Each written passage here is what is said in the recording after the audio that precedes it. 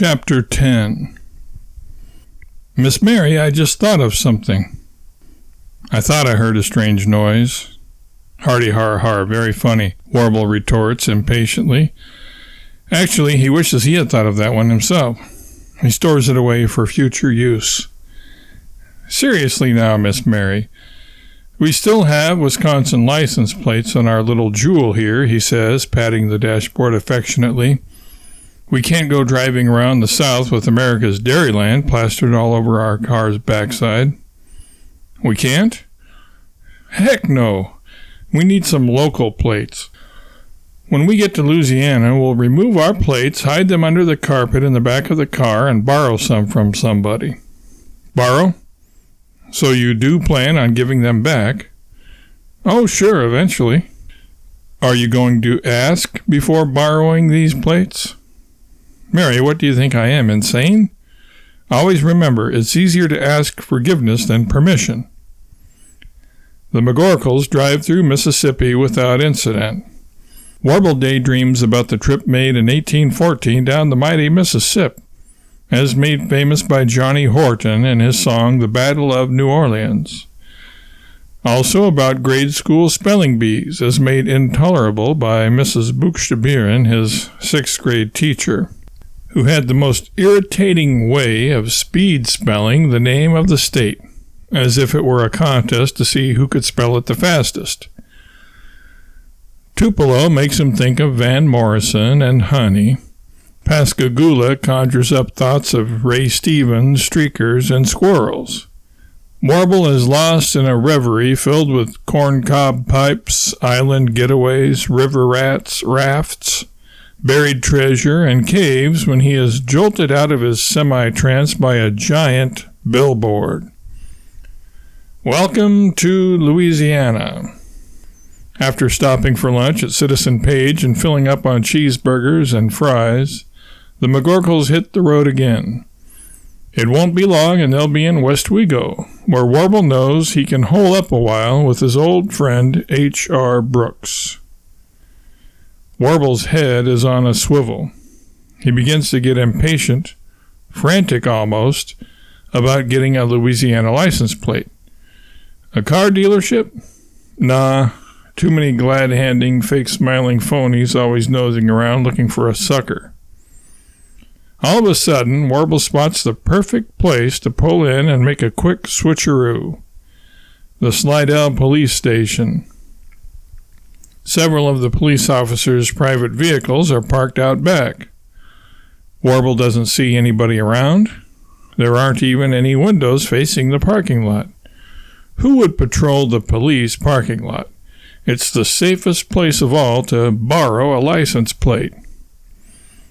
As Mary realizes what Warble's intentions are, she objects.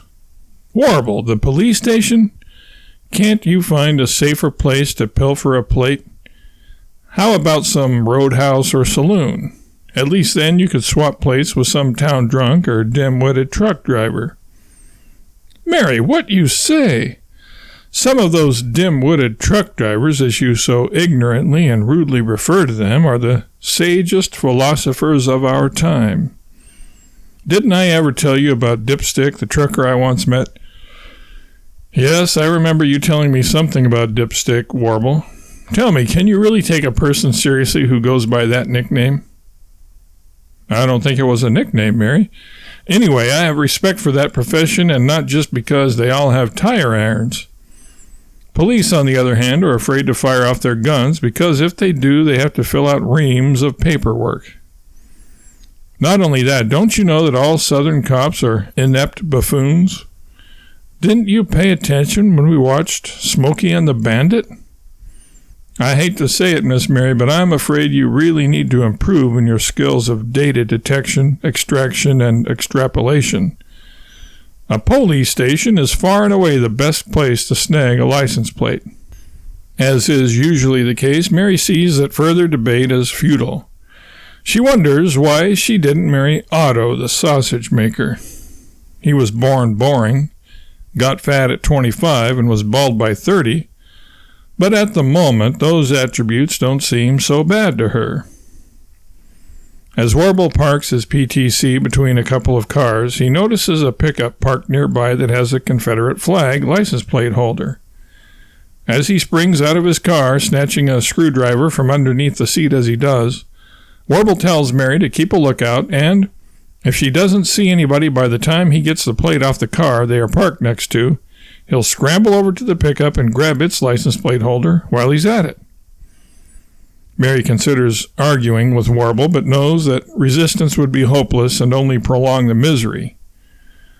She tries to appear as nonchalant as possible while gazing in all directions to try to detect any suspicious-looking people. That is to say, any people who are looking at Warble and herself as if they are suspicious.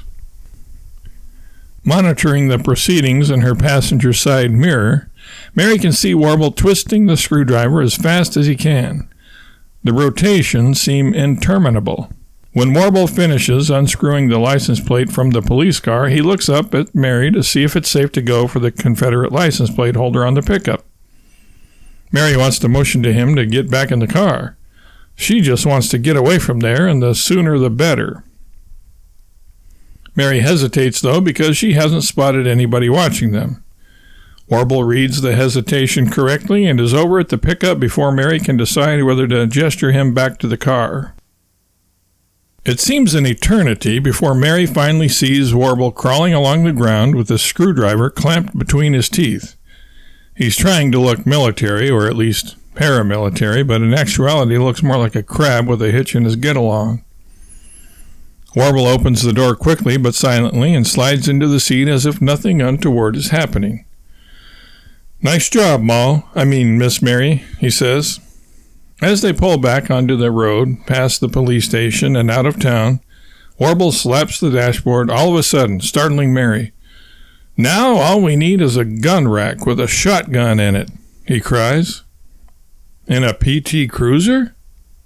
"Sure, why not?" Mary knows that Warble won't give up his PTC, it's his pride and joy, and won't be able to understand how ridiculous a gun rack would look in one. She objects vociferously to his idea of storing a firearm in their vehicle. She knows that she can't openly defy her husband too often, so she picks her battles.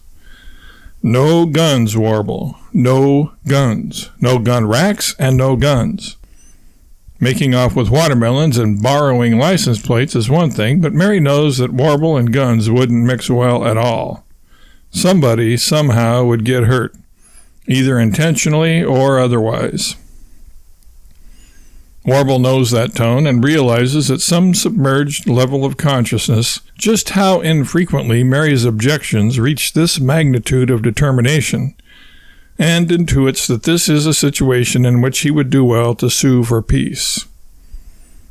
Warble searches his mind for a graceful way out.